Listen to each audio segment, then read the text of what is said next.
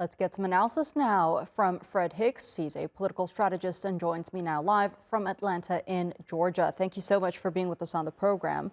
So what difference, we do know that there are a couple of meetings that are set to be held that will where they will discuss this situation regarding Biden and if he's fit for office. And we do know that members of Congress will be attending those meetings in Washington. What difference would those meetings potentially make, and how strong is the Democratic lobby that wants him to step aside?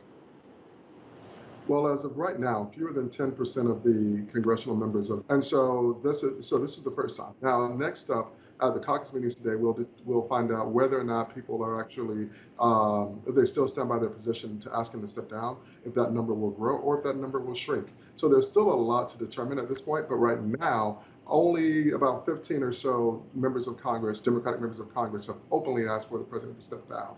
That could change after today. What do you make of that New York Times report? I mean, I know it's standard practice to have all sorts of doctors walking into the White House for routine checkups, but there seems to be this idea that Biden is hiding some sort of condition from the American public.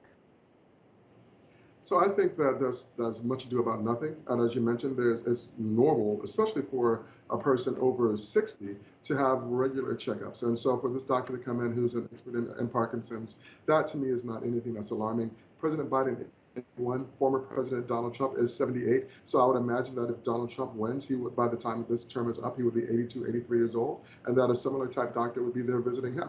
And so this to me is not something that's a real cause for alarm.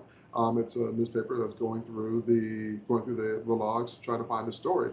I think the real story, and the story for Democrats, is that Donald Trump is a convicted felon. He's been convicted of 34 counts, and the American media is not talking about that. They're focusing on whether or not Joe Biden is quote unquote deemed physically fit to run for office, but they're not talking about the record, and they're not talking about the fact that Donald Trump, again, is a convicted felon, that he's been ordered to pay over $100 million in fines because of inappropriate sexual conduct, alleged anyway, and a whole host of things. And by the way, Donald Trump has a number of verbal missteps as well. But for the last 2 weeks post the debate, the focus has been on Joe Biden, and that is becoming very frustrating for Democrats, including members of Congress who are meeting today. Right. And I mean, how has this worked in favor of Trump when we look at the opinion polls?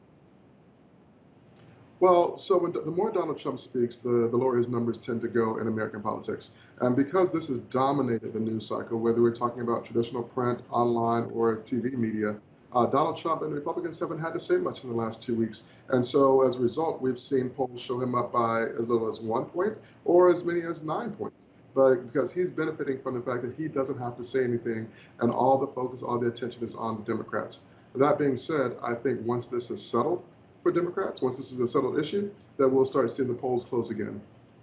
All right, Fred Hicks, thank you so much for being with us here on the News Hour and sharing that insight with us. I appreciate it.